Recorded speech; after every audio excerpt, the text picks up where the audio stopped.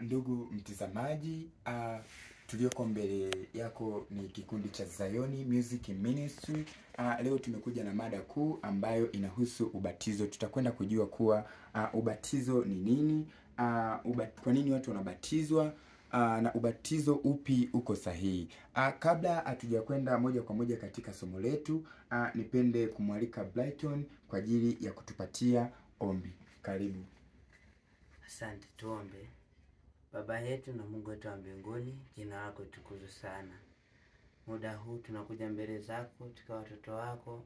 Tunahitaji uongozi wa Roho Mtakatifu akawa pamoja nasi, akatufundishe na kutuelekeza jinsi ya kuweza kustahimili katika siku za mwisho, na tukajifunza somo hili kwa mapenzi yako yakatimizwe kama upendavyo wewe. Tunaomba na kuhitaji uwepo wako kwa pamoja nasi kwa jina la Yesu Kristo. Amen. Amen. Okay, kwa muda huu ndugu mtazamaji, tunakwenda moja kwa moja katika somo letu lenye mada kuu inayosema ubatizo. Yawezekana unajiuliza ubatizo ni nini? Na watu mbalimbali wamekuwa na maswali mengi kuhusu ubatizo. Ubatizo ni nini? Ndugu Asmani, karibu. Ubatizo ni nini? Asante ndugu mtangazaji. Yeah. Kama ulivyotangulia kusema, yes, awali kwamba kuna nadharia nyingi za ubatizo, lakini licha ya kuwepo kwa nadharia nyingi za ubatizo, yes, ubatizo ni kitendo cha kuzamisha, kama neno lenyewe la Kiswahili, neno batiza, lilivyotolewa kutoka katika neno la lugha ya Kigiriki. yes, Neno baptize lilikuwa na maana ya zamisha, kwamba ubatizo au neno batizo maana yake ni kuzamisha, kwamba unapokuwa unazamisha kitu au unapokuwa unazamishwa unakuwa mfano ni umebatizwa. yeah. Mfano tu kidogo, tukisoma kitabu kile cha Marko 16 mstari wa 16, Yes. kwamba Yesu alikuwa anazungumza na wanafunzi wake akiwaambia kwamba aaminie na kubatizwa ataokoka. Lakini pia kitabu cha Wakolosai 2 mstari wa 12 inasema kwamba tulizikwa pamoja na Kristo katika ubatizo, kwamba ubatizo ni kuzamisha, kama Biblia inavyotumia neno kwamba kuzikwa, kwamba unapozamishwa kwenye maji inafananishwa na kwamba unakuwa umezikwa. Yeah, lakini pia Marko 1 mstari wa 9, Yesu anasema kwamba imeandikwa kwamba ikawa siku zile Yesu alikuja kutoka Nazareti ya Galilaya, akabatizwa na Yohana katika Yordani.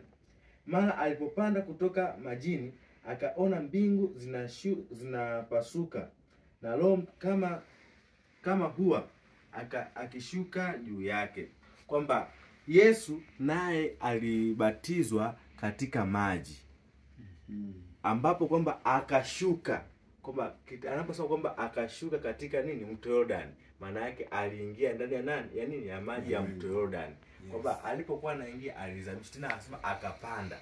Kupanda maana yake anatoka. Basi kwa ufupi ni kama ndo hivyo hapo. Okay, ndugu mtazamaji, kama ulivyokwisha kusikia nini maana halisi ya ubatizo. Katika jamii nyingi kumekuwa na nadharia mbalimbali na imani tofauti. Ni ubatizo upi wa kweli? Kuna baadhi ya watu wanaamini kuwa kuna nadharia inasema ubatizo ni kwa kupita juu ya misumari, na pia kuna watu wanasema kuwa na wamekuwa wakifanya pia kuwa ubatizo ni kwa njia ya kupigwa viboko. Pia kuna nadharia nyingine inasema ubatizo ni kwa njia ya kuruka moto, na pia kuna nadharia tena inasema kuwa ubatizo ni kwa kuzamisha ndani ya maji. Ni ubatizo upi ni wa kweli na ni upi unastahimili na unaotakiwa kwa Mkristo? Karibu ndugu Brighton. Ubatizo upi ni wa kweli kati ya hizo, na jamii nyingi zimekuwa zikiamini katika nyanja tofauti. Ni ubatizo upi ni wa kweli? Karibu. Asante ndugu mtangazaji. Yes. Kama alivyosema mwenzangu kuwa kuna nadharia nyingi ambazo zimetokea katika jamii yetu hii, kuwa kuna watu ambao wanaruka moto, wanasema huo ni ubatizo. Wengine wanatembea juu ya misumari na wengine wanachapwa mijeledi. Hizo zote ni nadharia kuwa watu wanakuwa wamebatizwa. Lakini leo hii tutajifunza juu ya ubatizo. Katika maandiko matakatifu, tukirejelea kitabu cha Matendo ya Mitume, Matendo ya Mitume 19 na ule mstari wa 3 na 4, anasema, akawauliza, basi mlibatizwa kwa ubatizo gani? Wakasema, kwa ubatizo wa Yohana. Paulo akasema, Yohana alibatiza kwa ubatizo wa toba, akiwaambia watu, mwamini yeye atakaye kuja nyuma yake, yaani Yesu. Sasa katika ubatizo huu ambao tutazungumzia leo, naye Yesu alikuwemo. Tujifunze ni ubatizo gani huo ambao Yesu naye alibatizwa. Basi tuende katika kitabu cha Mathayo 3 na fungu la 13 na 15, ambalo linasema, wakati huo Yesu akaja kutoka Galilaya mpaka Yordani kwa Yohana ili abatizwe. Yesu akajibu akamwambia, kubali hivi sasa, kwa kuwa ndivyo itupasavyo kuitimiza haki yote. Basi akakubali. Katika kitabu hiki tumeona juu ya kuwepo kwa mto Yordani, ambao ulikuwa na maji mengi. Kuwa hata Yesu alibatizwa, alizamishwa ndani ya maji. Sasa ile ilikuwa na maana gani? Kuzamishwa ndani ya maji, kwamba Yesu alibatizwa katika mto Yordani. Ilikuwa na maana gani? Tutasoma kitabu cha Warumi 6 na fungu la 3 na la 4. Anasema kuwa, hamfahamu ya kuwa sisi sote tuliobatizwa katika Kristo Yesu tulibatizwa katika mauti yake? Basi tulizikwa pamoja naye kwa njia ya ubatizo katika mauti yake, kusudi kama Kristo alivyofufuka katika wafu kwa njia ya utukufu wa Baba, vivyo hivyo na sisi tuenende katika upya wa uzima. Amen. Sasa katika fungu hili juu ya kuzikwa ndani ya maji, kama Yesu mwenyewe alivyobatizwa, anasema ilikuwa na maana ya kuwa unazikwa na Yesu. Ile maana ya kuzamishwa ndani ya maji ilikuwa na maana ya kuwa unazikwa ndani ya, lakini kutoka au kupanda kutoka majini ilikuwa na maana ya kuwa unafufuka pamoja na Kristo. Sasa ubatizo tunaopata leo kwa ni ubatizo wa kweli, ni ubatizo wa kuzamishwa ndani ya maji, ambao hata Yesu pia alihusishwa. Asante ndugu mtangazaji. Okay, ndugu mtazamaji wa video hii, na nipende kukushukuru, na pia kubwa zaidi ambalo nimejifunza pia hata mimi na wewe, unachotakiwa kujifunza ni kuwa hata Yesu mwenyewe alibatizwa ubatizo wa kuzamishwa katika maji mengi. Yesu mwenyewe ametumika kama kielelezo. Tukizidi kwenda mbele, pia huenda unajiuliza kuna umuhimu gani wa kubatizwa? Ndugu mtazamaji, ni kualike kuwa makini, na pia nimkaribishe mtu ambaye amejiandaa, ndugu Alpha, kwa kutujibia swali letu hili. Kuna umuhimu gani wa ubatizo? Karibu. Na asante sana ndugu mtangazaji. Ukija katika maandiko matakatifu katika kitabu cha Yohana 3 mstari wa 5, na maandiko yanasema, Yesu akajibu, amini amini nakuambia, mtu asipozaliwa kwa maji na kwa Roho hawezi kuingia ufalme wa Mungu. Manake ni kwamba mtu ili ingali awe Mkristo inabidi azamishwe ndani ya maji, manake yani abatizwe ili kufaa kuingia katika uzima wa milele. Na mtu asipobatizwa, manake huyo hajahesabiwa haki kuelekea katika uzima wa milele. Asante sana. Ndugu mtazamaji, kama ulivyokwisha kusikia kuwa umuhimu wa ubatizo ni kwa ajili ya kufaa katika kuingia katika uzima wa milele. Na karibu kwa mchango, ndugu Asmani, kama unaweza kuwa na mchango. Asante sana ndugu mtangazaji. Lakini pia kama alivyosema Bwana Alpha, kwamba umuhimu wa ubatizo ni kwamba huwezi ukaurithi uzima wa milele kama hujapitia katika ubatizo. Na tukirejelea katika maandiko, usoma kitabu kile cha Marko 16 na sura ya 16, anasema kwamba aaminie na kubatizwa ataokoka. Na tumekuwa wengi hapa wangekuwa kwamba wameokoka, lakini kwamba duniani hakuna wokovu kama hujafanya nini? Hujabatizwa. Kwamba unatakiwa ubatizwe ili uweze kusubiria nini? Kuokoka. Na tumekuwa na watu wengi wakisema kwamba mimi nimeokoka, ingali kwamba amebatizwa ubatizo ambao sio wa Biblia. Licha ya kwamba hata kama umebatizwa kwa ubatizo wa Biblia bado hujaokoka, ila unasubiria hiyo siku ambayo Yesu atakapokurudi mara ya pili uweze kuokolewa. Na huwezi ukaokolewa kama hujazaliwa mara ya pili. Na ndio maana tunamuona Yesu anamjibu Nikodemo, anasema kwamba ili uweze kuurithi uzima wa milele inatakiwa uzaliwe mara ya pili. Amina. Asante sana. Ndugu mtazamaji, kama ulivyokwisha kusikia, na tunaelekea mwisho wa kipindi chetu chenye mada kinachosema ubatizo. Karibu Peter kwa nyongeza kuhusiana na mada yetu kuu, tukiendelea kuhitimisha mwishoni. Karibu, unaweza ukaongezea mchango wowote.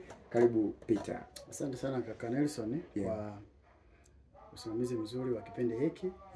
Lakini nishukuru kwa wote ambao wamepita maelezo mazuri. Binafsi nimebarikiwa kuhusu mada ya ubatizo. Kwa tuna kielezo Yesu alibatizwa.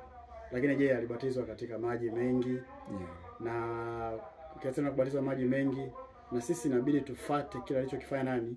Yesu. Ndio maana tunaitwa Wakristo, kwa sababu alichokifanya Kristo tutakiwa na sisi ambao ni wafuasi wake tufanye nini? Tukifuate. Sasa katika Efeso 4:5 inaeleza kwamba Bwana mmoja, imani moja na ubatizo mmoja. Sasa kwa maana kwamba kuna swali uliuliza hapo awali kwamba ubatizo uko aina ngapi?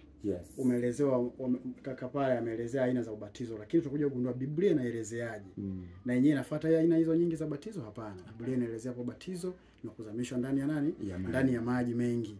Alafu unabatizwa na pamoja na Kristo, unafufuka pamoja na nani? Na Kristo. Kwa hiyo inabidi tuwe na aina moja ya ubatizo ambao ndio yote tumeelezwa. Sasa katika masharti ya kubatizwa kuna vitu ambavyo tunabidi tuangalie, angalau tu viwili kwa siku ya leo. Kwanza, imani, kwamba aaminie na kufanya nini? Na kubatizwa. Kwa kuna kitu cha imani. Ukishaamini ndipo sasa inabidi ufanye nini? Ubatizwe. Nitakuja mbeleni kueleza kwa nini imani. Lakini kitu kingine, ukishaamini nini kinafuata? Kuna kutubu sasa. Ukitubu sasa ndio maana unazamishwa ndani ya maji. Zile dhambi zako unaziacha huko, unatolewa kama unafufuka kwa imani kwamba zile dhambi zimebaki wapi?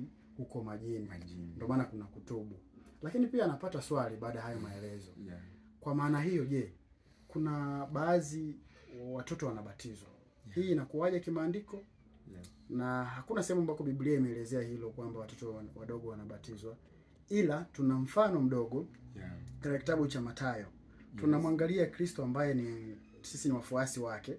Katika kitabu cha Mathayo lile fungu la 19 kuna maneno hapa Yesu anaelezea kuhusu watoto. Fungu lile la 14 na 15. Yesu anaelezea kuwa lakini Yesu akasema, waacheni watoto wadogo waje kwangu, wala msiwazuie. Kwa kuna mtu mwingine anaweza kusema kumbe tusiwazuie, anatakiwa kubatizwa. Hapana, linaendelea nasema kwamba kwa maana walio mfano wa hao ufalme wa mbinguni nini? Ni wao. Sasa hapa mwishoni anaelezea fungu la 15 kwamba akaweka mikono yake juu yao. Kwa Kristo watoto hawakubatizwa, ila aliwawekea mikono kama ishara ya kuwabariki. Kwa hiyo kitendo cha Kristo kuwekea mikono ni dhihirisho kwetu au ni mfano kwetu kwamba watoto inatakiwa wawekewe mikono na viongozi wa imani, aidha wazee wa makanisa, wachungaji, alikadhalika huenda na mashemasi kama inahitajika, na si kubatizwa. Kwa hiyo watu wanatakiwa kubatizwa, ni cha kwanza awe anaamini, anauelewa ule kwamba mimi sasa hizi natakiwa nibatizwe, niko tayari kubatizwa. Kwa nini natakiwa kubatizwa? Awe na maamuzi yake yeye binafsi, sio kusurutishwa na wazazi au na kanisa. Yeye mwenyewe awe ameamini. Anaaminije? Amesikia. Kasikiaje? Imani chanzo chake ni nini? Kusikia. Na kusikia huja kwa nini? Kwa neno. Kwa kusikia akaja akaamini, ndipo anabatizwa.